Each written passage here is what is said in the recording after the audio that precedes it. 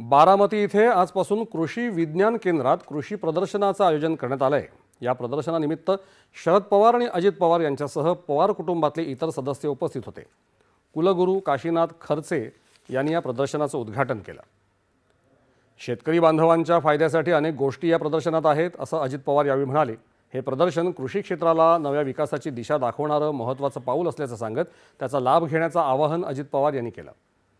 यावेळी अजित पवार यांनी महानगरपालिका विजयाबद्दल भाजपा आणि देवेंद्र फडणवीस यांचं अभिनंदन केलं।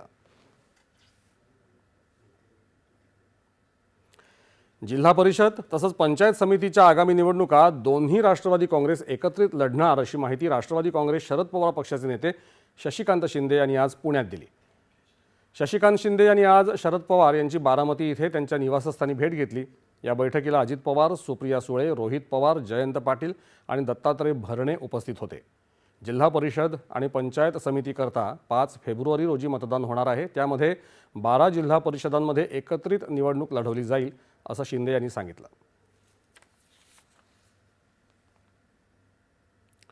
कोल्हापूर महानगरपालिका निवडणुकीत नागरिकांनी महायुतीला भरभरून यश दिल्याबद्दल